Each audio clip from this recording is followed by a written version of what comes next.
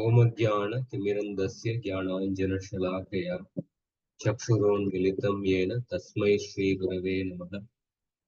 नमः ओं विष्णुपादाय कृष्णप्रेष्ठाय भूतले श्रीमते भक्तिवेदान्तस्वामिनिति नामिने।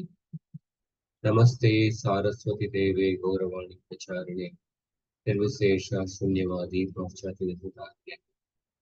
जय श्री कृष्ण चैतन्य प्रभु नित्यानंद श्री अद्वैत गदाधर श्रीवासादि गौर भक्तवृंद।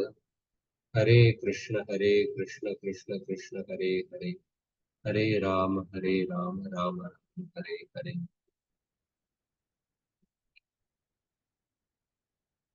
So the main verse of this main verse of this anuccheda is the prayer offered by Brahma.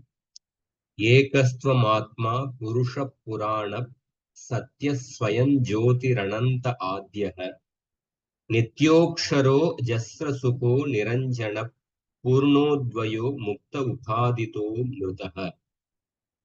I'll once more read the translation of the shloka. You are the one self, the primeval supreme person, the absolute truth, self-effulgent, endless and beginningless. You are eternal and imperishable, full of unobstructed joy, pure, perfect and complete. Being non-dual and free from all limiting adjuncts, you are immortal. So in this particular shloka, what we discussed briefly was that in the case of a living entity's body, the body undergoes 6 changes. Birth, it subsists for some time, growth, and then decays, and then it gets destroyed. These are the producing byproducts, etc.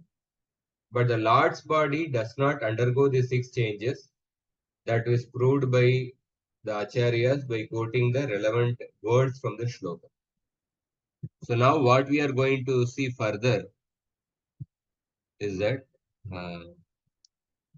how there are 4 types of results of the action. The 4 types of results of action cannot be attributed to Krishna's body in order to establish the immortality of Krishna's body. So I'll read that portion of the purport.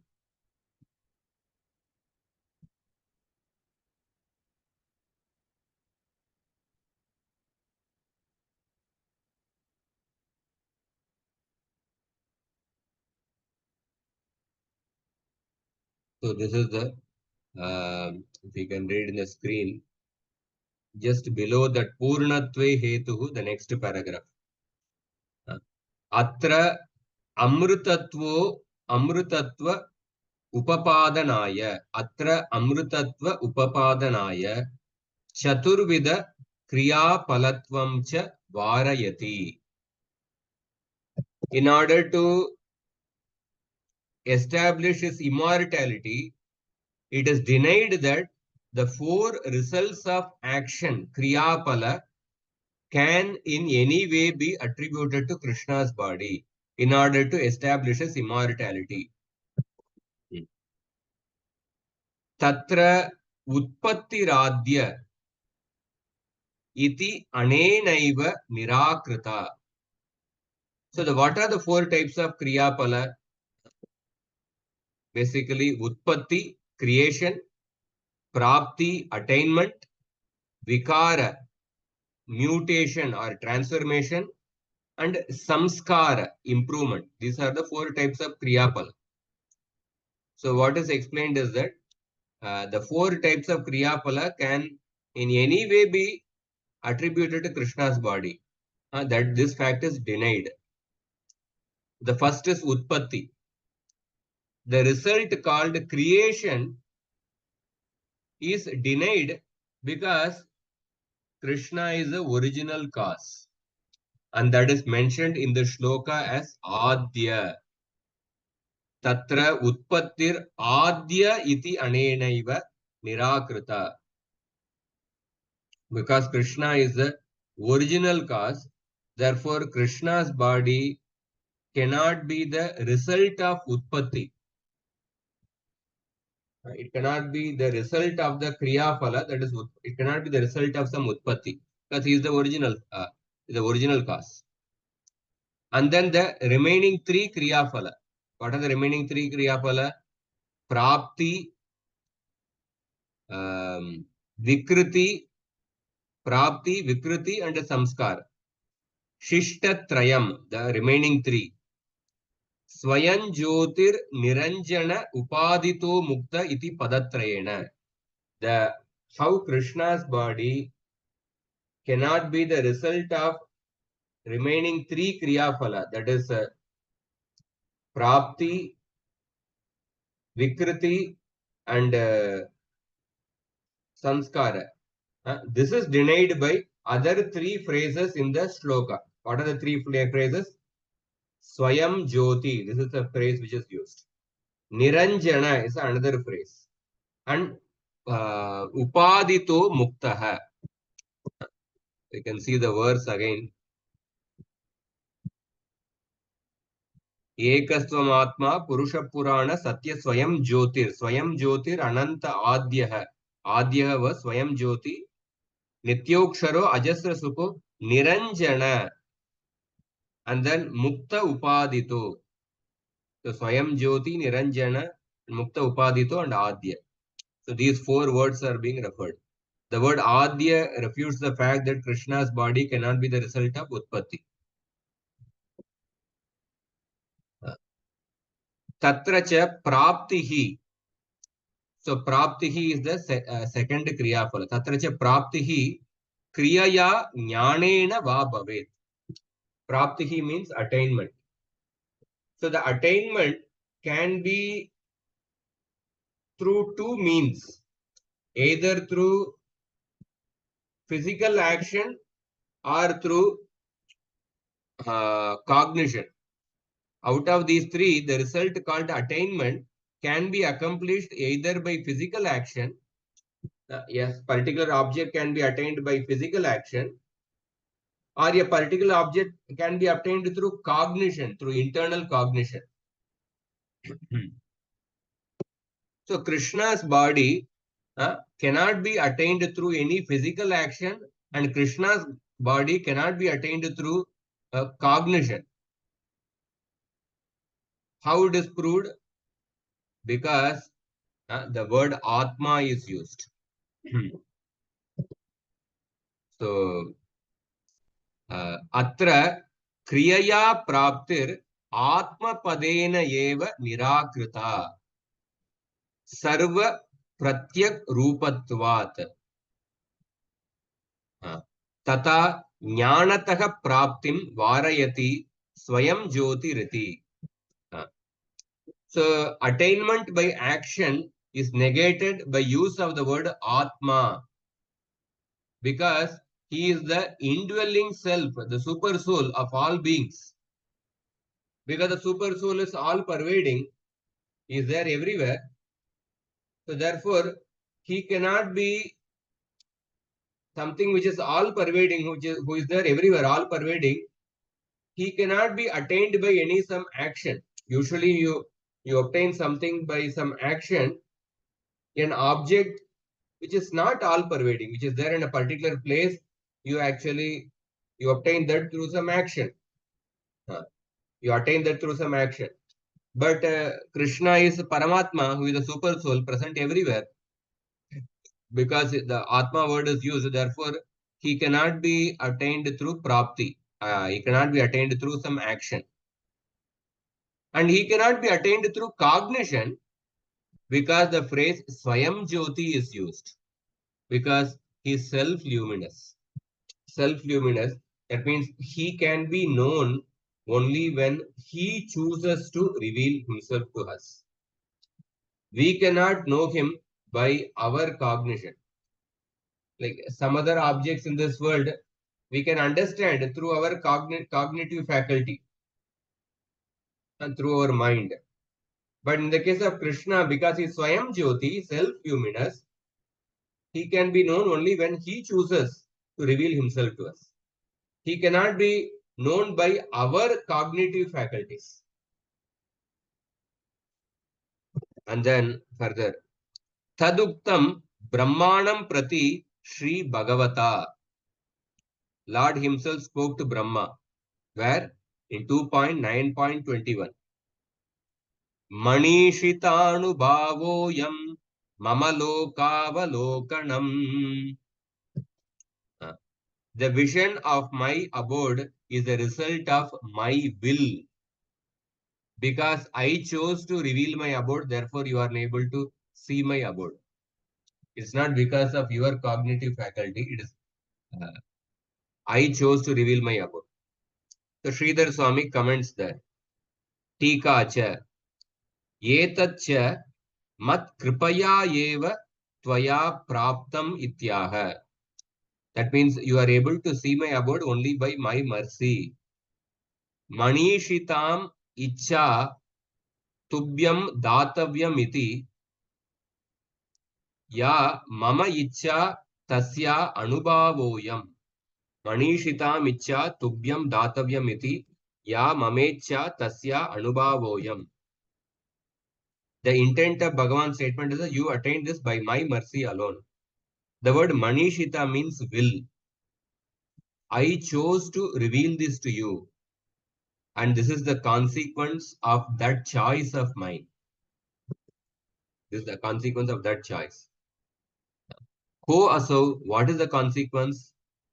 Tamaha mama lokasya avalokanam yat. The consequence of my choice is that you are able to see my abode. Being granted the vision of my abode. And further, Taduktam Nitya Avyaktopi Bhagavan Ikshyate Nija Shaktitaha iti. So, although the Lord is always unmanifest, he can be realized by his mercy. By his mercy. What is the shloka? This is quoted from Narayana Adhyatma. Nitya Avyaktopi Bhagavan Ikshyate Nija Shaktitaha. Now, an objection can be raised. Whenever objection will be comes, the phrase Nanu will come in the beginning. Nanu Shri Bhagavato Uddhavam Prati Vasudevo Bhagavatam Ityadikam Vibhuti Madhye Ganayitva Sarvante Manovikara Eva Yete Ityuktam. So now Jiva Goswami is raising an objection based on a shloka in the Uddhava Gita. Just like in Bhagavad Gita, the 10th chapter, Krishna speaks about his vibhutis. Similarly, in the Uddhava Gita, 11th canto, 16th chapter, Krishna speaks about his vibhutis. So, in his teachings to Uddhava, did not Krishna include himself among his own opulences? When Krishna spoke about his vibhutis, Krishna said that among those entitled Bhagavan, I am Vasudeva.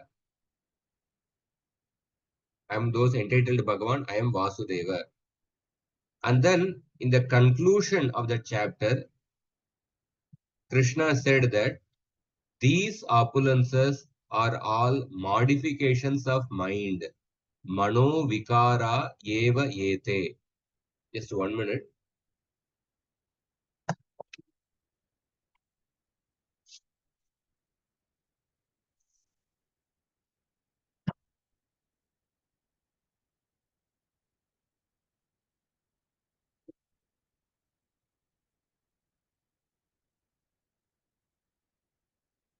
So these opulences are all modifications of mind.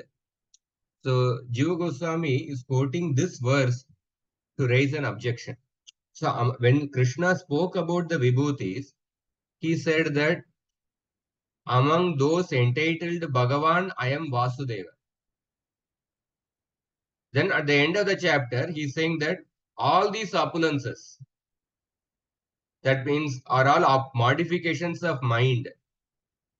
That means the opulence called Vasudeva, this Vibhuti, that is also modification of the mind. So based on that, one may say that Krishna's body is material because Krishna's the form as Vasudeva is a modification of the mind which Krishna himself has said. So one may use these words to actually raise an objection. So Jivan Jiva Goswami is giving an answer. Satyam. Tad gananam prachur prachurya vivakshaya chatrino gachanti itivat. Tatra eva hi. So he's actually giving an nyaya. Suppose a group of people are going in the road and they are holding an umbrella. Suppose say 20 people are going in the road. Among them, 16 people are holding an umbrella. 4 of them are not holding an umbrella. But since majority of the people are holding an umbrella, we would say that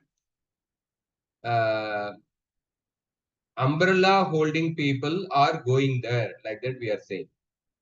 Although it is not that all the people are holding umbrella. 4 people are not holding. But majority of the people are holding umbrella. We will say that umbrella holding people are walking there. Chatrinaha gachanti. Chatrinaha means people who are holding the umbrella. So similarly, in that chapter on the Uddhav Gita, 16th chapter, when Krishna is speaking about the vibhutis, majority of the things which Krishna spoke as vibhutis, they are phenomenal things. Phenomenal things, I hope you understand. Phenomenal things means the material things. Phenomenal things.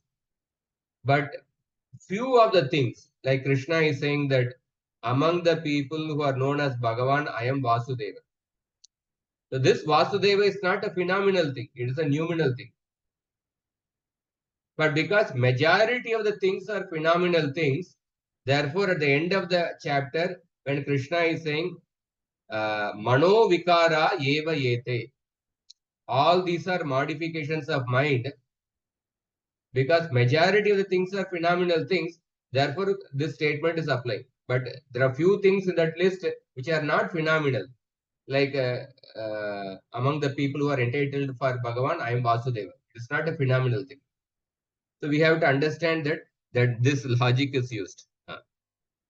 So Tatraiva hi 11.16.37 in the at the end of the chapter, Krishna says, Prithvi Vayu Rakasha Apo Jyotiraham Mahan Vikara Purusho Vyaktam Rajasattvam Tamaparam. Ityatra, in this shloka, Parashabdena Vikara Purusho Vyaktam Rajasattvam Tamaparam. Parashabdena Brahma api tanmadye Ganitam asti Tadevam Praptir Nishiddha. So this shloka, what is the meaning of the shloka? Krishna says that I am earth, water, fire, air and sky. I am the Mahatattva and the ego, the modifications, the living entity, material nature, Sattva, Rajas and Tamas, and the supreme Para. So if you see in this list of things, all the things, earth, water, fire, air, sky, Mahatattva, ego, modifications, material nature, Sattva, Rajas, Tamas, all these are phenomenal things. But the last one, Para, is not a phenomenal thing, it is a nominal thing. Of course, the living entity is also not a phenomenal thing. So in this verse, the word Para indicates that even Brahman is enumerated in the list of phenomena. But yet the Brahman is not obviously not phenomenal. Brahman is not obviously not phenomenal. So Atra Vikriti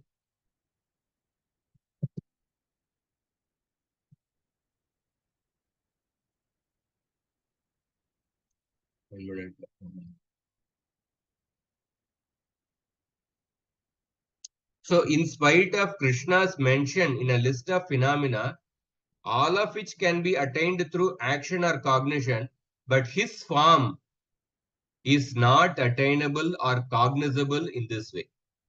All the phenomenal things can be attained through either physical action or through cognition.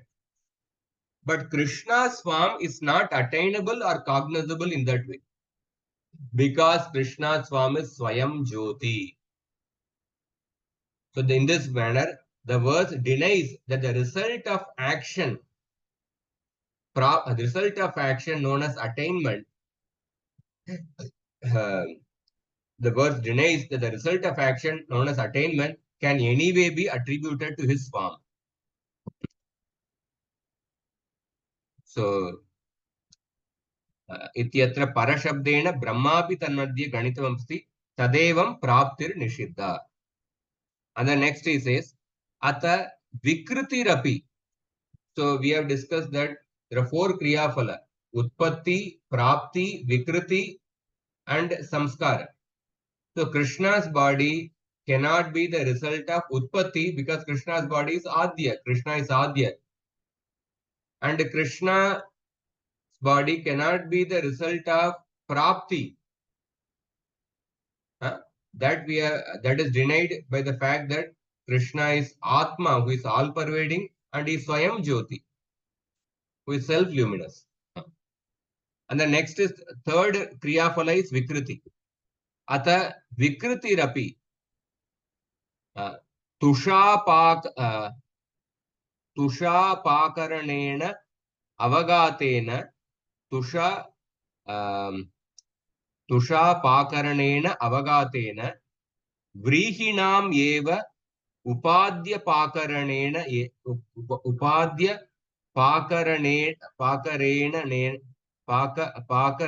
pakarenena bhavet.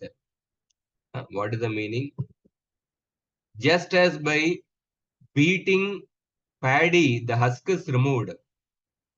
Similarly, by removing the limiting adjuncts, the Kriya Phala of transformation occurs. By beating the paddy, the husk is removed. Similarly, by removing the limiting adjuncts, the Kriya Phala of transformation occurs. But in the case of the Lord, Tach cha asangatvan, because the Lord is without any material association, na sambhavet, because Krishna is without any material. In the case of the paddy and the rice, by beating the paddy, the husk is removed and then you get the rice. So rice was in contact with the husk, then by beating it, the husk is removed. But in the case of Krishna, asangatvan, he is without any material association. So therefore, Krishna's body cannot be obtained by as a result of Vikriti. Na sambhavet ityaha. Therefore, the word used is Mukta Upaditaha. In that shloka, Mukta Upaditaha is mentioned. Because the Lord is free from any material association, there is no possibility whatsoever of his being subject to limiting adjuncts. And thus his body cannot be an instance of the result called a transformation. Therefore, the word says Mukta Upadita, free from limiting adjuncts. And this is also explained in other shlokas in the Bhagavatam. Vishuddha Jnana Murtaye, Vishuddha Vijnana Ganam Ityadaucha. That means unto him whose form is pure consciousness. His form is which is pure consciousness. This also shows that his form is free from any limiting adjuncts. Therefore, Krishna's body cannot be obtained as a result of some Vikriti. And then further,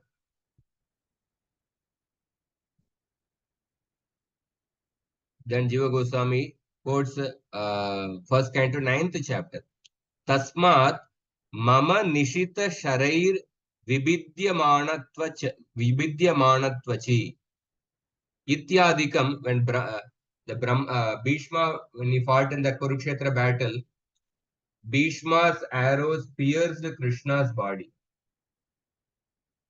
Mama Nishitta Sharair Vibidyamanatvachi. Because Bhishma's arrows really pierced Krishna's body, created wounds in Krishna's body. So based on that, one may say that, oh, Krishna's body undergoes transformation. It created wounds and the blood came out of Krishna's body. That means Krishna's body undergoes transformation. Krishna's body is a result of Vikriti, one may say that. So ityadikam tu mayika leela varnanameva. So Jiva Goswami says that um, the statements like my body pierced with the sharp arrows are to be considered a description of pastimes that are of an apparent nature only. Nature only. Mayika leela. Because the appearance contradicts the reality. Just like suppose in a movie, somebody's movie shooting, the movie shoot, you see as if a villain or a hero is hurt by the villain and hero goes into the coma. But in reality, hero is fit and fine. But in the movie shooting, the hero actually goes into coma and he is hurt by the villain. Blood comes out of the villain. But that is just a show only. Reality is not happening. The hero is fit and fine. Similarly, the description such as Krishna's body was pierced with the sharp arrows, it is a Mayika Leela Varna. It is just a apparent nature only. Because it is in accordance with the principles enunciated by Sri Shuka. What is that? He is quoting 10.77.30. Yevam vadanti rajarshe rishaya kechananvitaha yatsvavacho virudyeta nanunam te smarantyuta ityadi nyayena vastavatva virodat. What is the meaning of this shloka? O wise king, so speak some sages who contradict themselves in this illogical way, having surely forgotten their own previous statements. So, it means like when some sages speak, certain Puranas also it is mentioned. They describe that how Krishna's body was wounded, or Krishna left behind the body, or blood started coming out of his body. So these statements are spoken by the sages in an illogical way, having forgotten their own previous statements where they spoke Krishna's body is completely spiritual. And further, Jiva Goswami quotes a verse from the Skanda Purana. Tata hi skande asangaschavyayo bhedyo nigrahyo shoshya eva cha viddo srigachito baddha iti vishnu pradrishyate asuran mohayandeva क्रीडत्येष सुरेष्वपि मनुष्यान् मध्यया दृष्ट्या न मुक्तेषु कदाचन. What is the meaning of this verse from the Skanda Puran? Even though Sri Vishnu's body is imperishable and impalpable. Impalpable means what?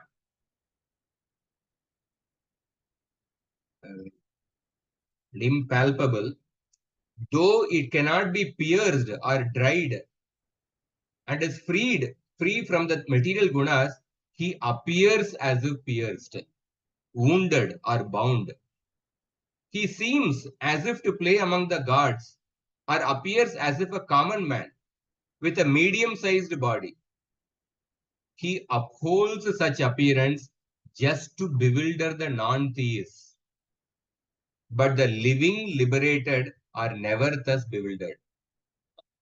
Skanda Purana is very clearly saying.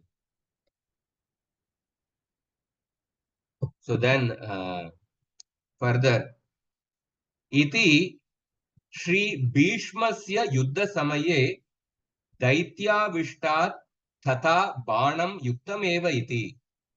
So when Bhishma was performing yuddha, Daitya Avishtat. Daitya Avishtat means he was overcome by a demoniac propensity. Bhishma's vision of Sri Krishna wounded by arrows was appropriate since he had been possessed by a demoniac temperament during the battle. But now Bhishma is regretting that. Kintu Aduna means when Bhishma is now lying on the bed of arrows, Aduna dusva pradukkas duswapna dukkasya iva tasya nivedanam kritam iti jneyam.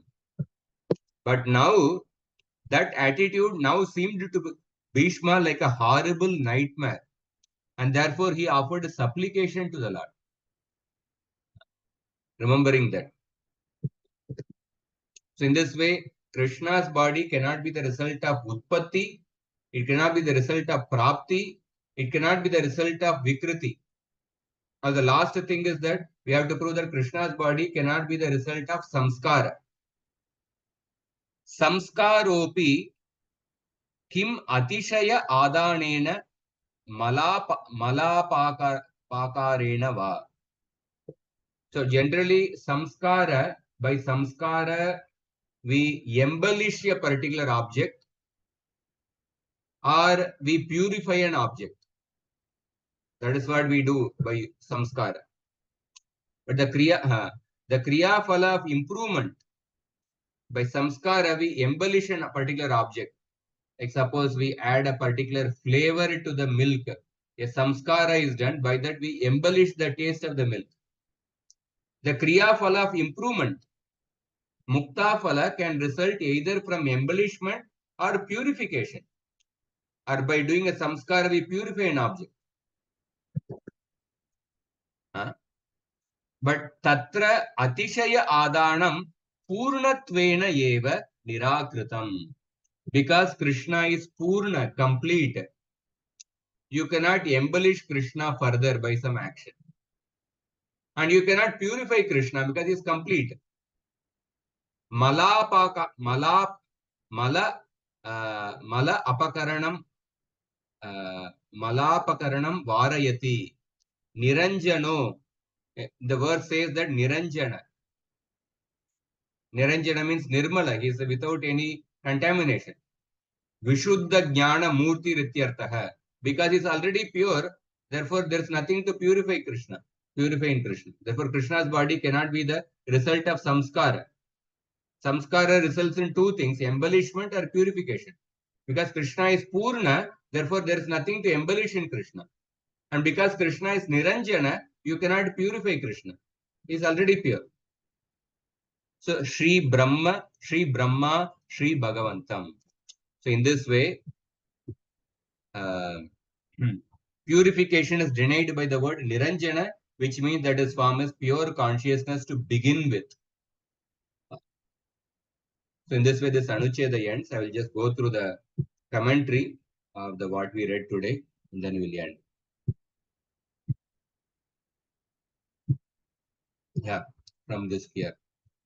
To establish that Bhagavan is immortal, Brahma says that his body is not any of the four types of results of action.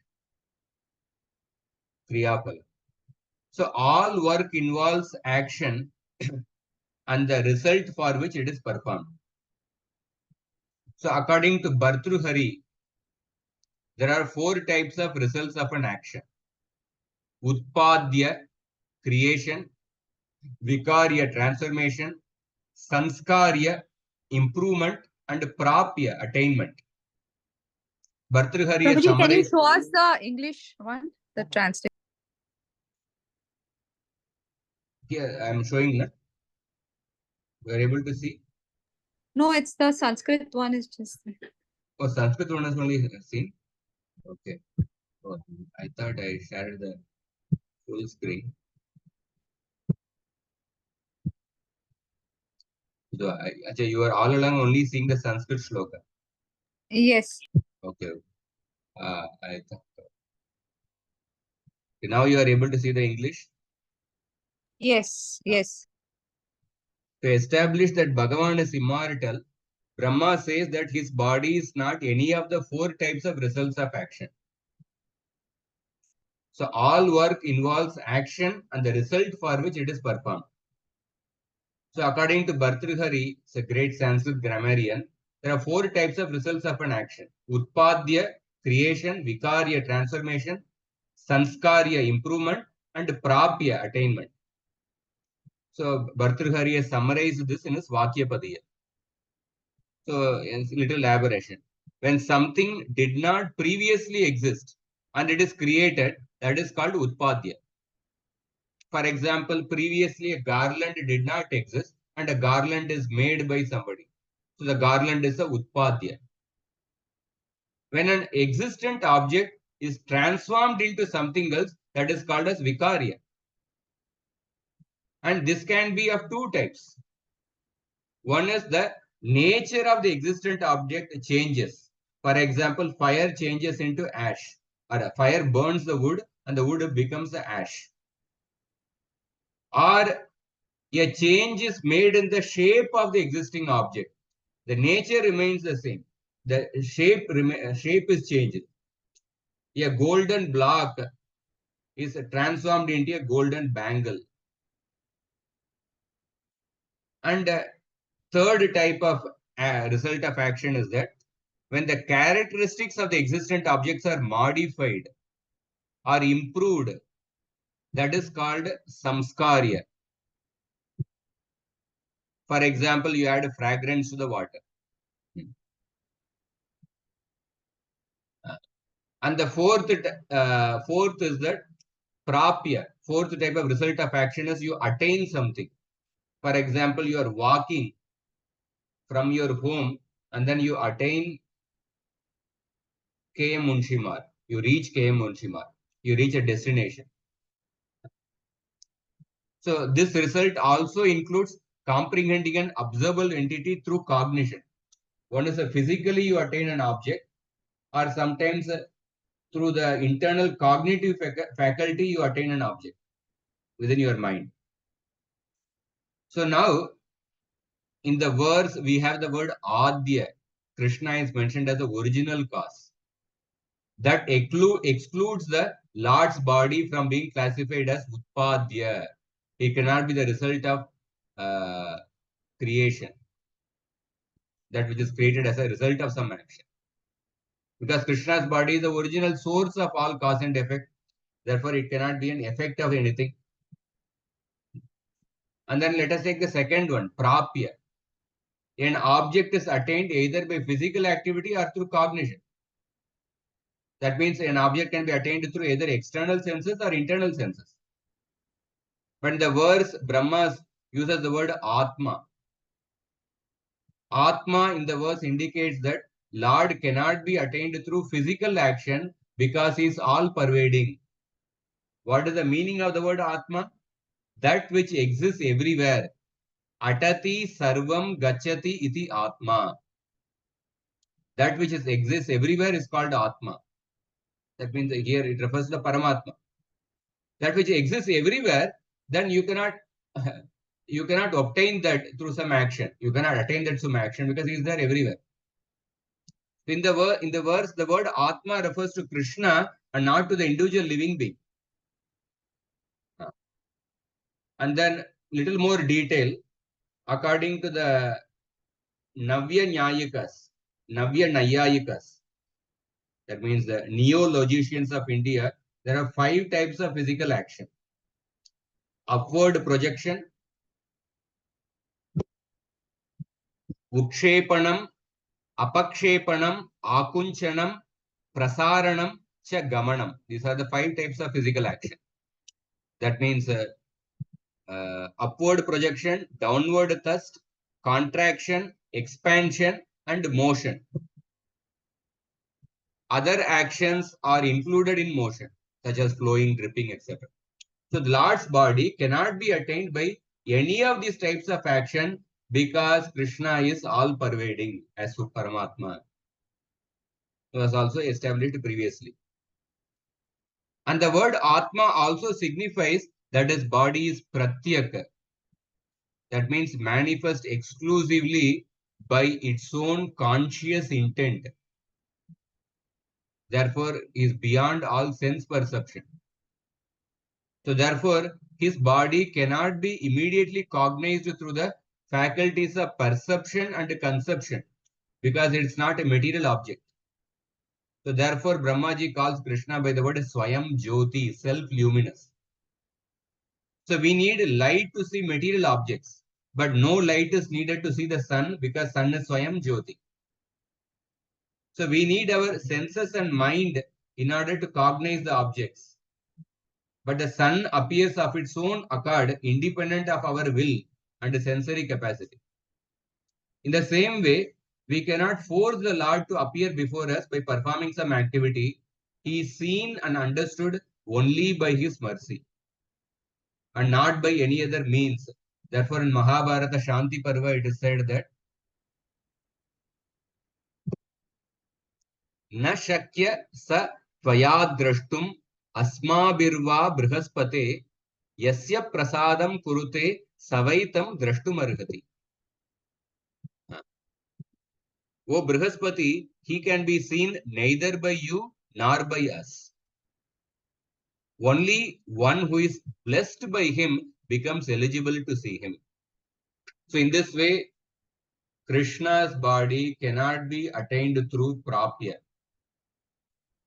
This is denied. Now the third type of result is vikarya, transformation. That is denied by the word mukta upadita in the shloka. Mukta upadita means free from all foreign superimposition, foreign upadis. So only material objects undergo such alterations. So Bhagavan's body does not contact anything material, asangatvat. So therefore, he is free from alterations resulting from effort or time. So therefore, Indra calls Krishna by the word Vishuddha Vijnana Murti. What is that shloka? Swachandopatta Dehaya Vishuddha Jnana Murtaye Sarvasmai Sarvabijaya Sarvabhutatmane Namaha. So Indra says that I bow down to him who voluntarily assumes forms according to the will of his devotees, whose true form is pure consciousness, who is everything, the seed of all things, the self of all living beings. Now somebody may raise an objection based on the Uddhav Gita verse. So Krishna described the Vibhutis in the chapter 16 of the 11th canto. In the midst of the Vibhutis, Krishna said that among those called Bhagavan, he is Vasudeva, which is the name of Krishna, the son of Vasudeva. That means Krishna is counting himself among the list of among his own Vibhutis. And then later, while concluding the topic on Vibhutis, he says that all these Vibhutis are merely modifications of the mind. Mano vikara eva. So does that mean that the Bhagavan is also just a mental modification and not absolute reality? This is the objection raised. In response, Jiva Goswami says that such a statement is made because the vast majority of the vibhutis listed by Krishna are in fact phenomenal things, mutable phenomena.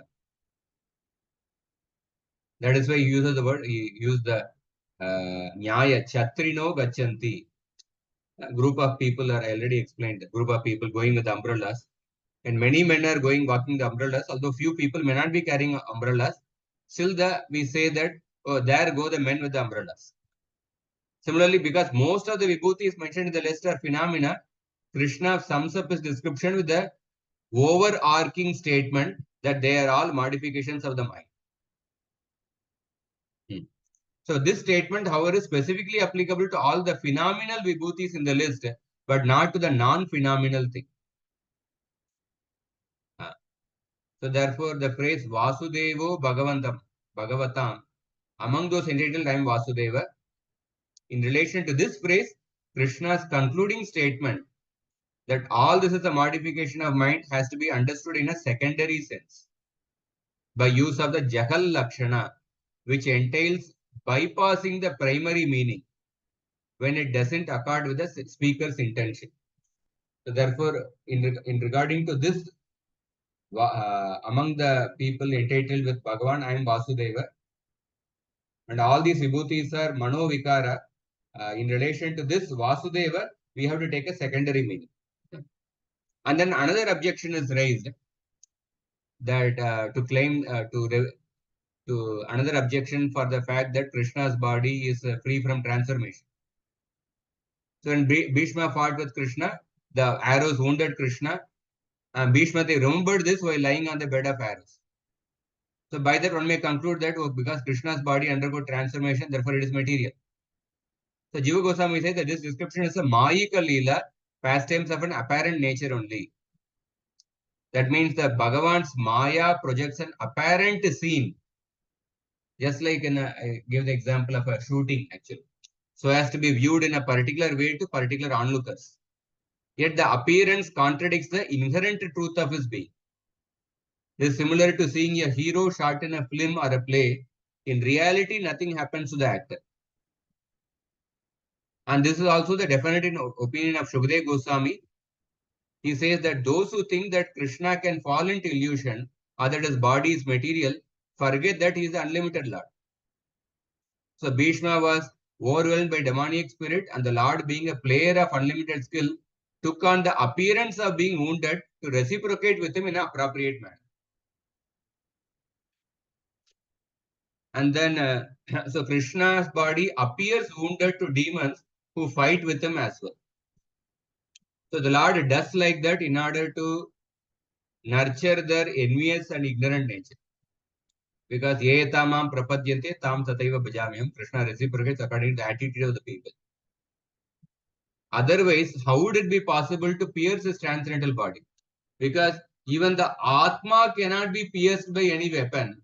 If Atma cannot be pierced by any weapon, how can Krishna's body can be pierced by any weapon when Atma is a Amsha of Krishna, Mamaivamsho Jiva Loke, Jiva Bhuta Sanatanaha. And then for this further support that, Jiva Goswami quoted the shlokas from Skanda Purana. We already read out that. And somebody may raise an objection. Since Bhishma is a great devotee, how could he desire to harm Krishna? So Vishwanath Chakravarti Thakur says that actually Bhishma's heroic mood was pleasing to Krishna. So Krishna was relishing the relation of Yuddha Rasa with his devotee. But then one may still insist, how can the arrows be considered pleasant? So Father Chakravarti Path gives a very esoteric purport.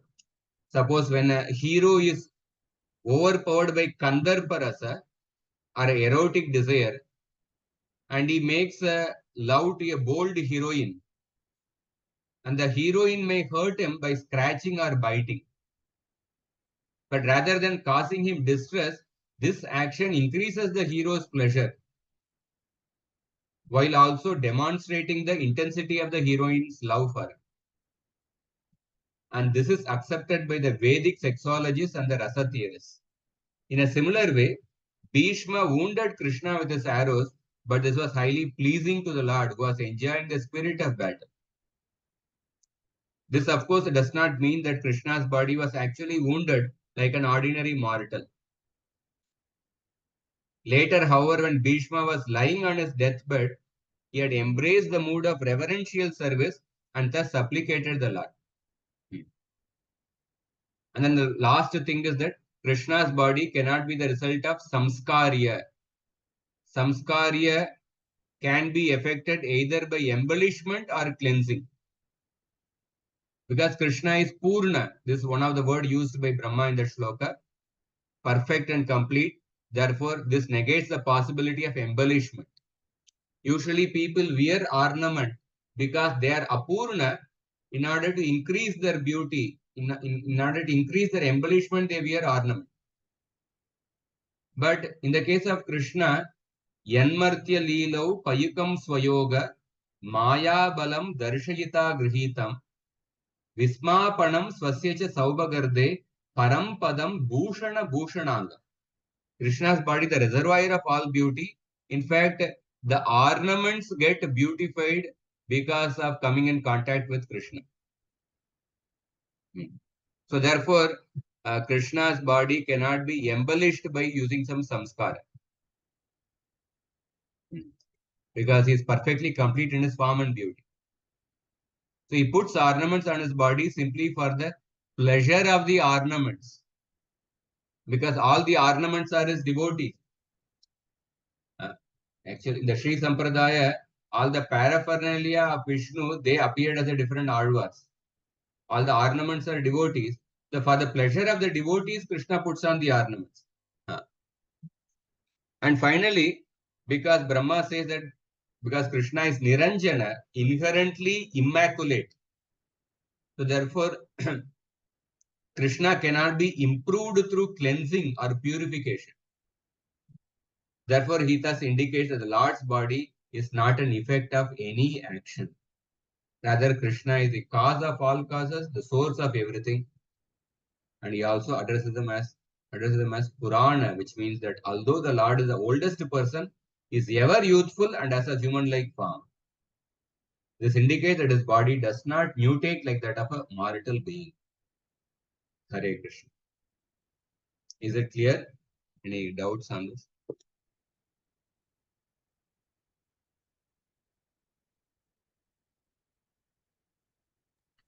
Yeah, we'll go through it once more and we'll see if there's any doubt.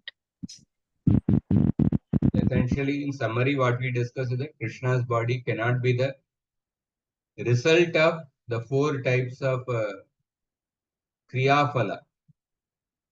Any Kriya has four types of Phala: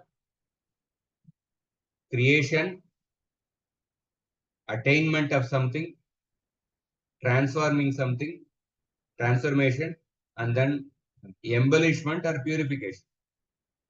So Krishna's body cannot be the result of any of these things because Krishna is Adya, he cannot be the result of creation. Because Krishna is Atma, all pervading, therefore he cannot be obtained by any physical action. He cannot be obtained by any physical action. Because he is Swayam Jyoti, he cannot be obtained by mental cognition. And because Samskara. Because he is Upadito Mukta is free from all the Upadis, therefore he cannot be the result of any transformation. He cannot be the result of, he cannot be the result of a Kriya which results in transforming something. And because Krishna is Purna, therefore he cannot be embellished through samskara. And because he is Niranjana, he is inherently pure, therefore he cannot be purified through samskara. That is the summary. Then we also discussed two this thing. One is from the Uddhava Gita, where in the Vibhuti section, where Krishna says that all these Vibhutis are Mano Vikara. That statement applies to the majority of the Vibhutis, which are phenomenal. It does not apply to that statement where Krishna himself counts himself as the one of the Vibhutis. And also we discussed that how Krishna's body cannot be the result of transformation, cannot be transformed. We denied the description from Bhishma piercing arrows at Krishna. That is only a apparent reality. It is a Mayika Leela. We also quoted Skanda Puran slokas. Hare Krishna. So basically, even that Jara thing, no, to bewilder the atheist. Yes. Right. And Jiva Goswami, he quotes from Skand Puran quite a bit, like, though the scripture is in the mode of another mode, but still Those scriptures also have sections where the Krishna's glories are mentioned. So the six Goswamis, Nana Shastra Vicharanaika Nipuna Sadharma Samstapaka. Six Goswamis were they thoroughly researched all the Shastras and they took out the devotional conclusion from the different Shastras. So, Prabhuji, in the, I think, commentary of the 57th shloka, it reads that Sri Shukla mentioned in this Anuccheda is the Yuga avatar for Satya Yuga. Correct. He is described in Srimad Bhagavatam 11.5.21. And then it writes that Kardama Muni said this much to Swambhuva Manu. These things were told to me by Sri Shukla. And then he quotes Srimad Bhagavatam 3.22.19. So how is that relevant here? 3.22.19. Commentary, I think. It is in commentary. So how does this shloka be relevant over here? No, 3.22.19. Kardama Muni is saying that these things were told to me by Shukla. It's another reference actually. See, Shukla Prokta Srimad Bhagavatam 3.22.19. Because here he's speaking about Parabrahma and Shabda Brahma, and then suddenly this thing comes. See, These things Shukla Proktan. This another reference. Shukla Proktan Bahumanye Vihimsran. Shukla Proktan. This process was described by Lord Vishnu. Shukla Proktan. Basically, Kardama Muni performed austerities in Satya Yuga.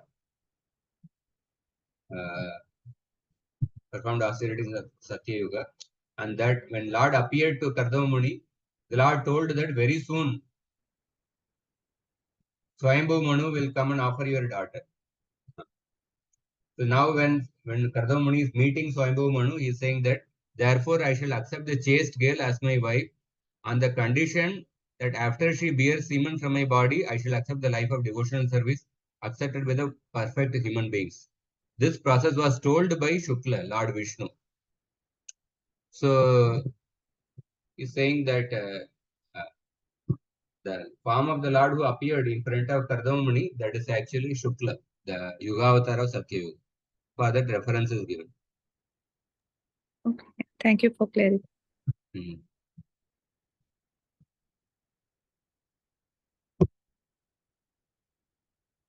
Okay, we'll start. No more questions, we'll stop here.